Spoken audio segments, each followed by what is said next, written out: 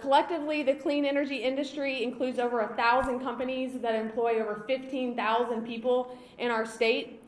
Innovation as a result of the work that you are doing is driving down the cost of clean energy technologies in our state.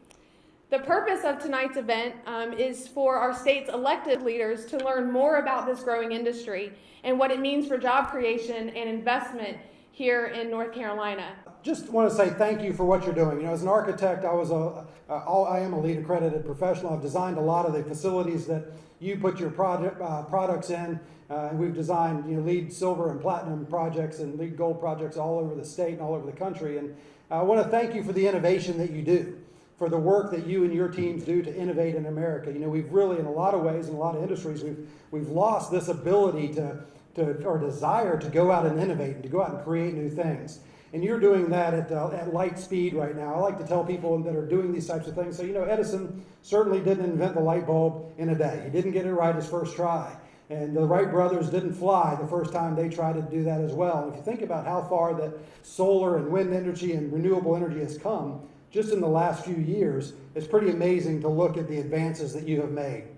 And right now in Raleigh, some of you are probably, I've talked to a few of you tonight even, some of you are probably a little nervous about the change in administration and the General Assembly not knowing which way that regulatory reform is going to go or which way the statutes are going to run. But I can tell you that from my experience so far in meeting the secretaries that the governor's put in place and knowing the members of the General Assembly, that this is a very business-friendly group. And we want to make sure we do everything in our power to jumpstart business, jumpstart the economy in North Carolina, and to really just help energize what you guys do. So keep on innovating, keep on pushing the envelope out there, and you will see very shortly this economy turn around, and we'll do our part as well. So come see us, let us know what your concerns are, and we'll do our part to help you out. So thank you very much for having me, and I hope you enjoy your evening.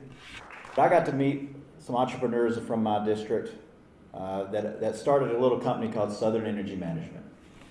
And I got to hear their story and about the challenges of starting that business and the number of jobs they were able to create as a result of the innovation that Lieutenant Governor Forrest was talking about. And it really kind of gave me a reason to latch on to this industry and to the innovations that you've been able to accomplish.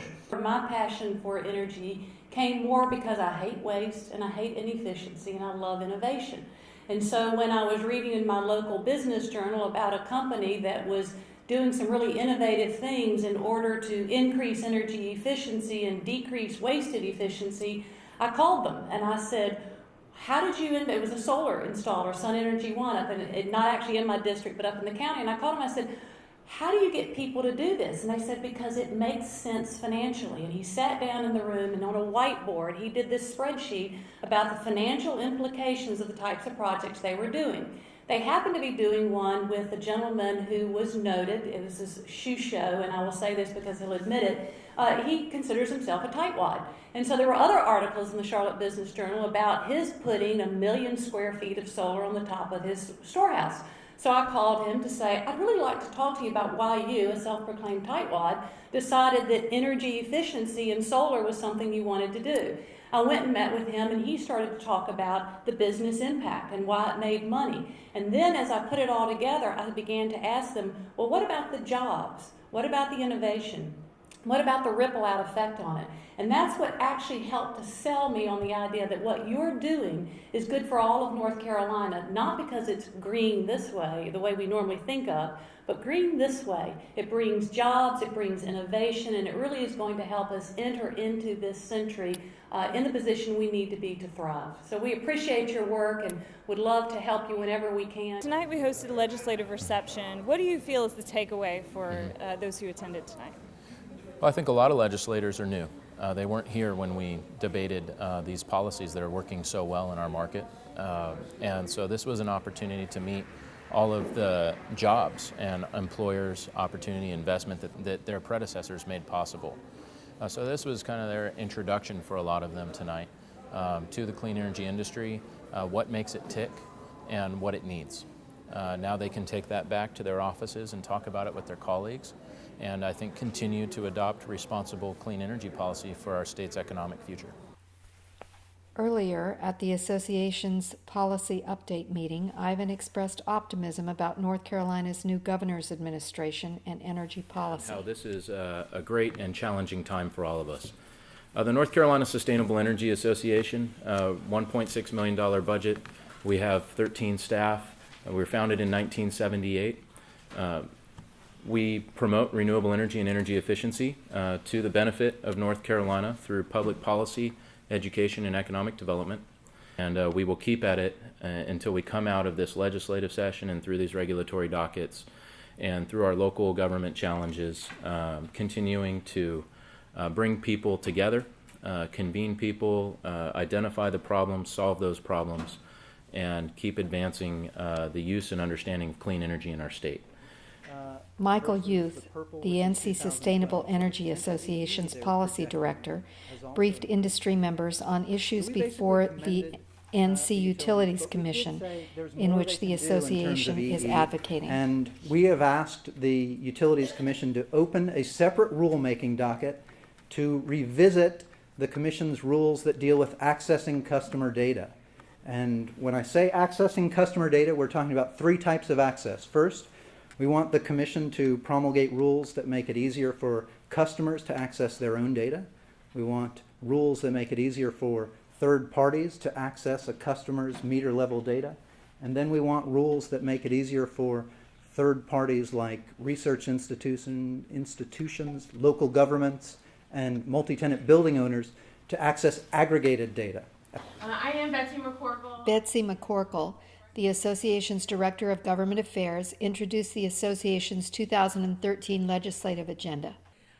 This is a basic rundown of our legislative priorities, our legislative agenda for this session. You see on there preservation of Senate Bill 3, which includes the Renewable Energy and Energy Efficiency Portfolio Standard, as well as maintaining the renewable energy tax credit, investment tax credit. And then we're also working to keep state appropriations for our university energy centers. We are working closely with the relevant committees that would likely hear any attempt to modify Senate Bill 3 or the reps. We have done a lot of outreach to a lot of the newer legislators who are not familiar with this legislation. We're not a part of the institutional knowledge that brought it together. As many of you know, Senate Bill 3 did not come together overnight. It took a year and a half. There were over 90 stakeholder groups involved. It passed with overwhelming bipartisan support.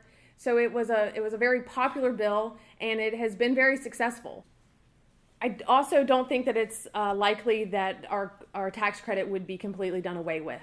The numbers are very much in our favor to show that for a relatively small cost to the state, there's been a tremendous amount of investment and job creation associated with this tax credit. Betsy also presented the broad results of a recent Fallon opinion poll. State leaders and elected officials be looking to implement more alternative and renewable energy resources into the mix. So this question was asked to 800 North Carolina registered voters, proportional to the makeup of political party. So you'll see here that when that question was asked, came back at an overwhelming 83% feel that their elected officials should be looking into these technologies and making it a broader part of public policy.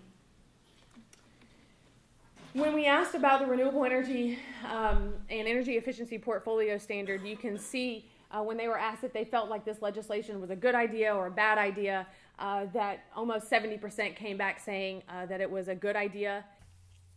Miriam McCune talked to members of the industry about their concerns about clean energy policy and their work in the industry in North Carolina. How is it impacting your business, Carolina Solar Energy? Sure. So right now there's just a lot of uncertainty with the new legislature coming in, and a bit of uncertainty about the Utilities Commission that affects our business, as well as potential impacts on the tax system in North Carolina, which impacts our business as well. But what we heard today from the legislators that were here was very encouraging. We think that they're understanding, what solar energy and renewable energy is bringing to North Carolina in terms of jobs, in terms of tax base in our rural communities. So we're encouraged by that, and we're really looking forward to working with NCSEA to, keep spreading that message. Well, right now the situation is very good. The market for utility scale solar in the state is wonderful, in part due to the policies that we have. A concern about the political dynamic is that people are talking about changing that.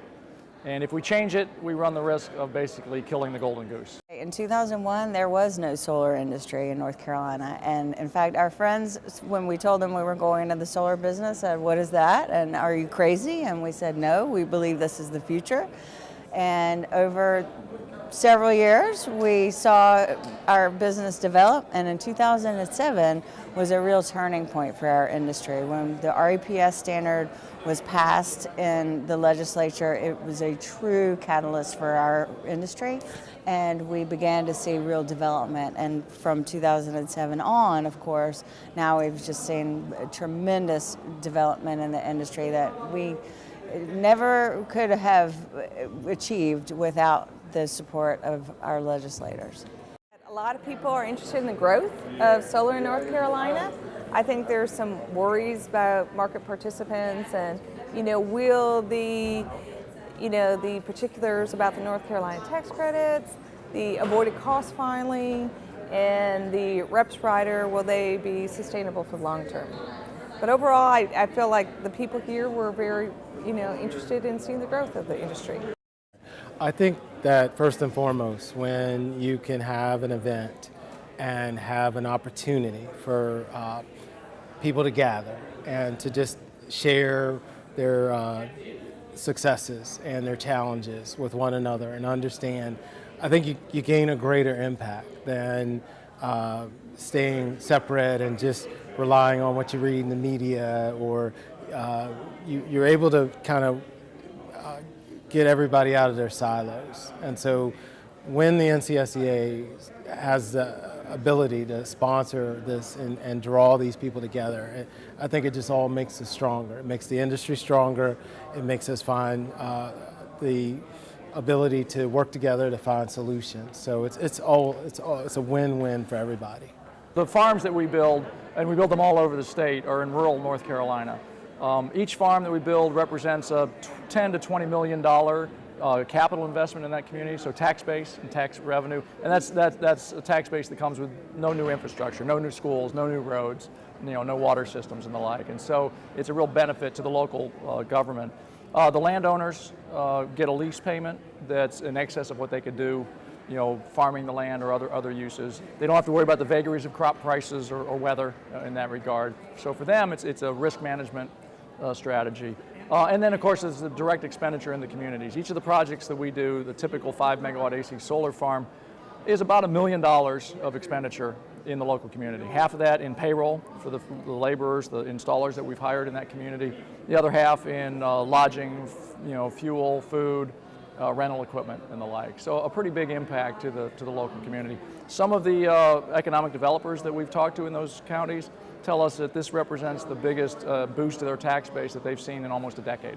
One project we're developing is in Henderson, North Carolina, and we just went last week and got our Board of Adjustment approval in Henderson for this project. While we were there, our team had a cup of coffee in the local coffee shop and saw the front page of the paper that the unemployment rate in Henderson is 13.5% at the moment. And that just touched us so deeply. The solar project, just this one, fairly small project will bring 30, 40, maybe even 50 jobs to the local area for a period of 3 to 4 months.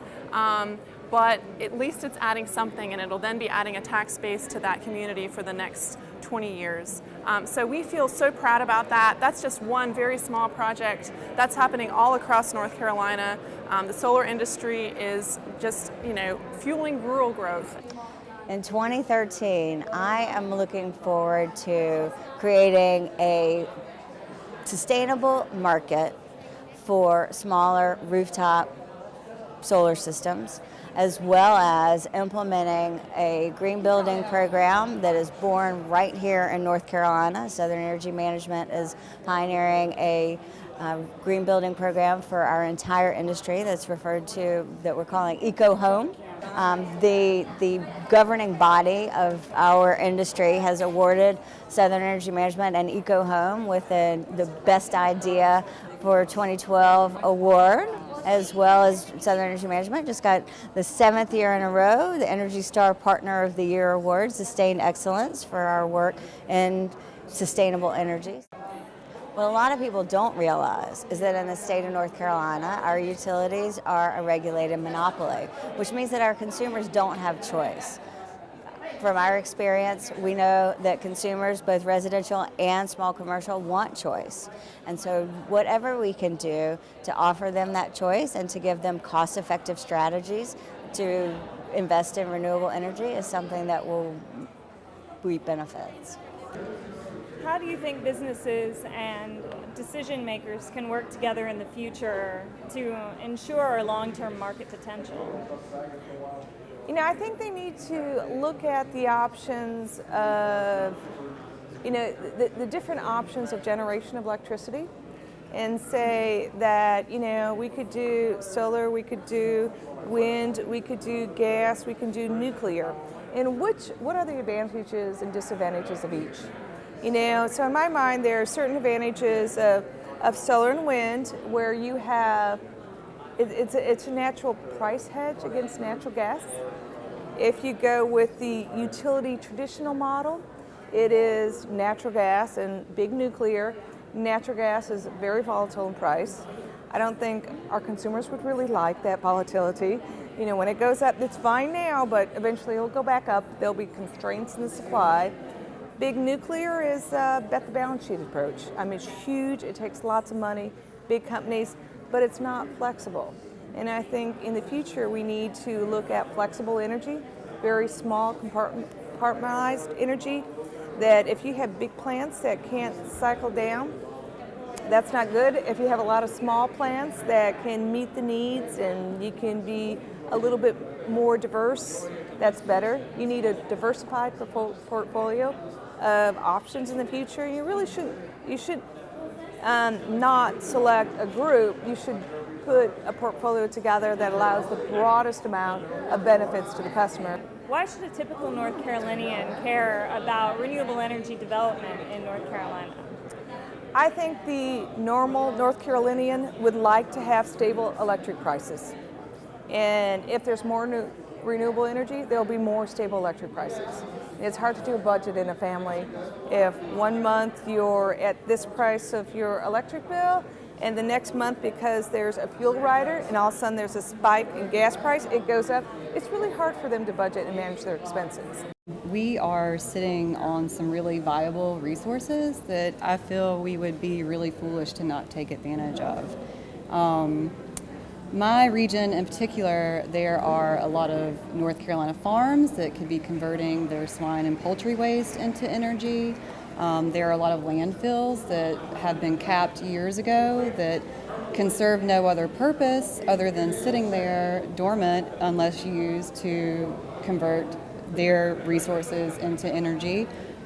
Solar is a fantastic resource in the southeastern area, and as well as solar thermal.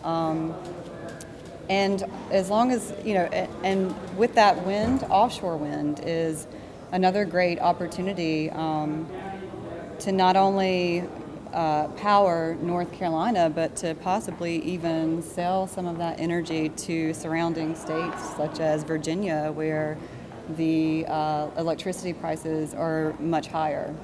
This is another chance for us to grow in another sector. So for me, from an economic point of view, I saw it as the new ride for us to get up there. And for me personally, as an engineer, I see it as a chance for me to help. I see it as a part of the basket, another energy sector that would be complement the traditional nuclear and coal. So I think of it as very broad and very helpful. And I see it as many jobs, you know, and a chance for us to get different jobs, technical jobs as well as construction jobs. Clean energy has really taken off in the state.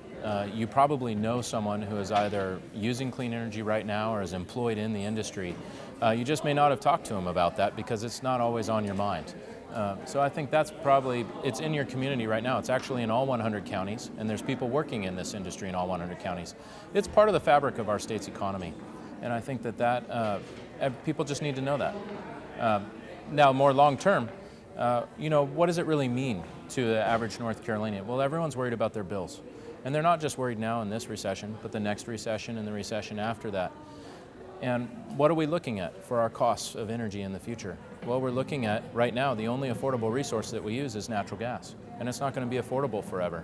So what are we doing today to make these new resources where our industry is growing, we're employing more people, and we're exporting and competing globally in all these sectors? Well, we have good policy in place. We need to keep that policy in place. It enables this market to innovate and deliver these products. The cost of renewable energy has plummeted. The cost of energy efficiency has come down. People are learning how to do it. Companies are there to work with you. The utilities working with you. That's our future. That's our affordable energy future, is diverse resources.